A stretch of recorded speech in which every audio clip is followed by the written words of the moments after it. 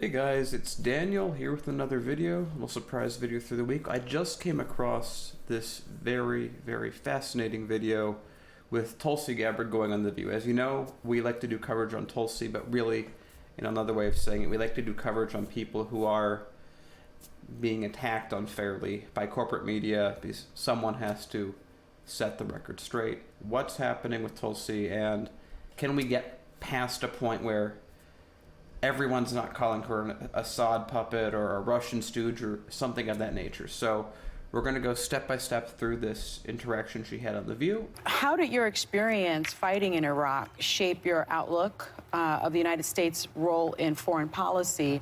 Because in my research, I found that you have a strict non-interventionist approach, and you are against the United States entering countries and being there for this sort of regime change. No, as a soldier, I deployed with our brigade combat team from Hawaii. I volunteered to deploy with them to Iraq in 2005, which was the height of the conflict there. I served in a medical unit where every single day I was confronted with, in a heart-wrenching way, the high human cost of war.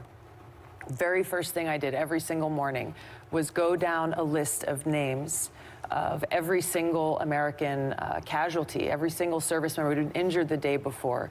And I had to see if any of our brigade soldiers were on that list, to make sure they got the care that they needed, or to evacuate them as quickly as possible. But as I went through this list every single day, I was struck with the names and the faces of my brothers and sisters who were paying the price for this war. I was struck with their... Just want to point out oddness of Meghan McCain, of course daughter of John McCain, already glaring at Tulsi while she's talking about this. Their families, their loved ones at home, who were so stressed and so anxious for the well-being of their loved ones. It is those experiences of understanding and knowing firsthand the cost of war, both on our service members, on our veterans, as well as the cost on the people in the countries where we intervene, as well as the trillions of dollars, our taxpayer dollars that are spent on waging these wars, dollars that are sorely needed to address the very real urgent needs of our families, our communities, our neighbors right here at home. Okay. Now, so we have a question where she's asked this, and she goes, well, I served in the military, I saw casualty lists, I saw things weren't getting better in the countries that we were intervening in, so therefore, and also the cost, trillions of dollars. This is why I'm against getting into these wars. It seems like a very straightforward statement to be making. So let's keep going. Not get involved when we see atrocities abroad? We have to understand, looking at Iraq, Libya, and Syria, for example, that there are brutal dictators in the world. And unfortunately, there are people who are suffering as a result of that. But in so many examples throughout history, when the United States takes action and intervenes and launches these regime change wars to topple these dictators, the suffering of the people in these countries increases. Their lives are made worse off than they were before. There is far more death and destruction. Libya is a perfect example. Muammar Gaddafi was toppled. Now, today, we have more terrorist groups in Libya than ever before. We have Libyan people, women and children, being sold in open markets as slaves. So while these wars we didn't have before when he was there? Which didn't exist before. No? And so Sorry, let's just finish this one point, because... And we can see already Meghan McCain is just chomping at the bit to get in, even though she's interrupting someone else's question. But let's keep going. We feel for the suffering of people in these countries, and we want to be able to help them. And so many of these wars are begun and waged from a place of humanitarianism. Yeah. But the reality is, and it's a harsh reality, that there is more suffering and more loss of life and more destruction as a result of these wars, which does not serve the people in these countries, nor does it serve our interests and our security. What's happening? So far, Tulsi has said her thesis is, hey, when we go to other countries and we invade them, even if they're bad people in there, gave the example of Gaddafi, mentioned Bashar al-Assad as a brutal dictator, we make things worse. Tulsi is, I'm anti-interventionist. The U.S. isn't useful when it intervenes. When it does intervene, things get worse. If a bad situation is bad, we make it worse. We take a place with Gaddafi, a brutal dictator, and we turn it into a terrorist haven with open-air slave markets. I believe Meghan McCain is up for bat. Congresswoman, first, thank you for your service, which is something I say to everyone who has served that comes on the show, and I think it's important. That being said, my understanding is you know how I feel about your stance on foreign policy, and when I hear the name Tulsi Gabbard, I think of an Assad apologist. I think of someone who comes... Let's pause that right there and just start breaking this down. So, we have Meghan McCain going, thank you for your service, but also, fuck you, you dirty traitor. Kind of an interesting way to take it for a daughter of someone who actually was considered a war hero but never saw combat herself. She could apply to be in the armed services when she was any age, and she chose not to. She chose to live off her father's name, and that's how she got to this show. She wouldn't have done it if her father wasn't John McCain. This is where I get annoyed. Tulsi Gabbard is a major in the National Guard. She served. Meghan McCain hasn't done a lot of serving. Now, what's she going to do? She's going to insinuate that because Tulsi Gabbard does not want to topple Syria and think that, and because she doesn't see Bashar al-Assad as a direct threat to the U.S., which he isn't, that's a big issue. But we'll let Meghan speak for herself on this. Back to the United States and is spouting propaganda from Syria. You have said that the Syrian President Assad is not the enemy of the United States, yet he's used chemical weapons against his own people 300 times. That was a red line with President Obama. That is not our enemy. 13 million Syrians have been displaced. So when you say regime change is hurtful for the country, but gassing children isn't more hurtful, it's hard for me to understand where you come from a humanitarian standpoint if you were to become president. That's quite a loaded question, isn't it? Well, you're putting words in my mouth that I've never said. You did not say that Syrian President Assad is not the enemy of the United States. Say it now, clarify. The issue here is how can we help alleviate the suffering of people? Just really one moment. Is he an enemy of the United States? An enemy of the United States is someone who... Tulsi Gabbard's point is, when America intervenes, we make things worse. The country gets more destabilized. She's already explained this. Threatens our safety and our security. There is no disputing the fact that Bashar al-Assad in Syria is a brutal dictator. There is no disputing the fact that he has used chemical weapons and other weapons against his people. There are other terrorist groups in Syria who have used similar chemical weapons and other weapons of terror against the people of Syria. This is an unfortunate thing that wrenches at every one of our hearts. This is not something I'm disputing, nor am I apologizing or defending these actions.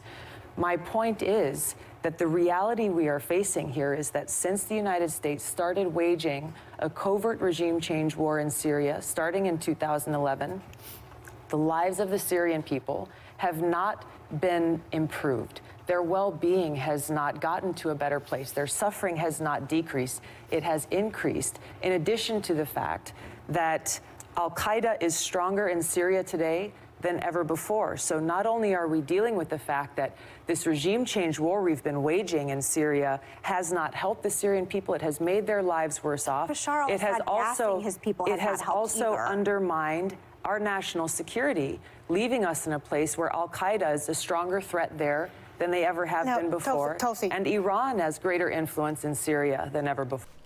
So there you have it. Tulsi's point, as I've already said, I think 3 times, I don't know why I keep explaining myself again on this, is, hey, when we go to war, we make it worse. Whereas Meghan McCain's point of view is, yeah, but they're bad people. We should send people to go kill their people and some of our people to die. So whereas Meghan McCain, who's never seen a war, has just the legacy of her war hero father riding on her, who's sitting on a view, who will never be affected by anything that happens in Syria, is hell-bent on determining that Tulsi Gabbard is a bad person because she thinks she's a bad person, even though she's served, which is more than Meghan McCain has done, even though she has been in the military and said, wow, the way we're doing things is bad. Yet Meghan McCain, having no real understanding of this subject, except I'm sure what her dad has told her, is hell-bent on cutting her down because, as I've already said, Meghan McCain obviously has so much experience when it comes to the subject and isn't just a talking head on a show. You and I have had these discussions and arguments over text and over phone. I've told you Over how text? much, yes, how we disagree. People text, right? I'm not. How we disagree on this issue. We've had it on the phone as well. I'm very troubled by the tweets about Venezuela that you've put out. We've talked about that. What Maduro is doing to the people of Venezuela. There's over 3 million that have been displaced. People are starving. He's not allowing humanitarian aid in. He is a thug. He is a dictator. He is corrupt.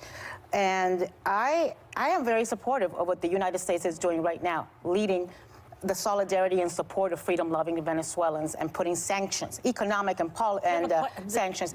Why are you so against intervention in Venezuela? Not military intervention, but what we are doing. Because every time the United States, and particularly in Latin America, has gotten involved in regime change, using different tools to enact that regime change, there have been both short and long-term devastating impacts. If there are ways that we can work with surrounding countries to try to get humanitarian aid into people there, then we should be doing that. But for the United States to go in and choose who should be the leader of Venezuela, that is not something that serves the interests of the Venezuelan people. That's something that they need to determine themselves. But the U.S. is not choosing who's going to be the leader of Venezuela. It's millions of Venezuelans marching on the streets. But do you put military... Did she just say that the U.S. is not... This is my issue with The View. They generally have no idea what they're talking about, yet they are very convinced they know what they're talking about. What the hell is she talking about that we have no idea, we have nothing to do? We've told Venezuela we are choosing their new leader, who has been unelected and is completely tied to the U.S. We have been economically sanctioning them for years, in addition to the corruption, in addition to the power hold that Maduro has, and he continues to... What are we even talking about? But again, this goes to the point where Tulsi's point is, whenever we get involved, these things get worse. So we shouldn't get involved. Our soldiers shouldn't be killed. We shouldn't kill civilians, which we always do.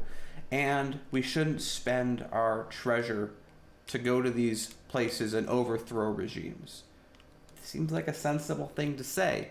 Yet, both with her and Meghan, they seem to be on the point of, yeah, but they're a bad person, so we should just overthrow their country.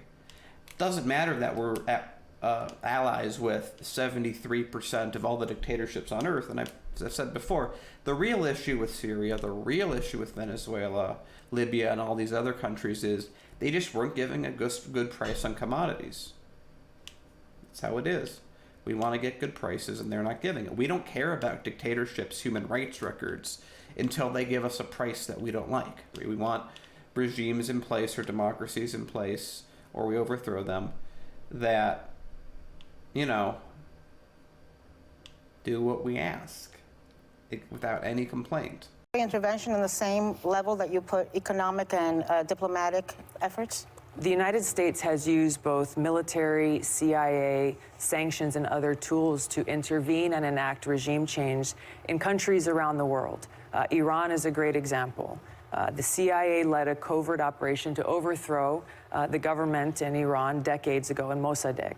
This led to decades upon decades of hardship and suffering and authoritarian governments, and has led us to the place where we're dealing with many challenges today from Iran. We're going to come back with more from you because I think you have more to say on this, and you should. I'm just wondering if this particular position that you take is going to be a popular one in the Democratic Party. This is a position that I have found many Americans appreciate and understand, because we understand that every one of us is paying the price for these regime change wars that are not helping people in these countries, and they're counterproductive to our interests at home. I believe Trump said something similar when he was running. Did he not? Am I wrong about that? He may have, but the problem is he has not carried through. No. He has gone back and has broken his promises. Okay, let's go through that. I want to let you know that there's another segment that they do after the break that I'm not going to cover, because that's when they actually are like, okay, we've spent 10 minutes just talking about regime change, just the fact that none of them seem to have any idea or modern information about. And then they basically come back from the break and they do like 2.5 minutes of, let's talk about everything else, Green New Deal, healthcare, et cetera, et cetera, et cetera. So I'm not going to cover that because It's not as important as this. So what I want to get at with this is the issue that I have with what's happening with Tulsi. Again, we've said before on the show, we're not really trying to pick any side of like, oh, Tulsi should therefore win, or that's up to the American people to decide. But right now we have a entire establishment media process which this is all they're asking her. Hey, you're an Assad puppet. Hey, we're going to connect you with the right. Hey, you're connected to Trump. Hey, you're connected with Russia. They're trying to do this weird level of triangulation where because she doesn't want to get involved in foreign nations, she's obviously in the pocket of someone else. It's not her own idea. But Joy asked a question at the very end that I think is very important to follow up on. It's the only question I really like on this is, she's asking, well, do you think this is going to make you popular within the Democratic Party? And that kind of insinuates the whole thing, is that the Democratic Party is pro-war. The Democratic Party is pro-regime change. The Democratic Party loves this. The Democratic Party, just like the Republican Party, are holding hands together, wanting wars, wanting regime change, because someone's going to make a lot of money off of it. So Tulsi, so far, is the only person, even Bernie, beyond Bernie, who's come out and said, hey, we shouldn't be involved in these wars to begin with. Structurally, they are an issue. This is something that makes a lot of sense. Did you like that video? Are you not subscribed? Okay, you are now? Fantastic.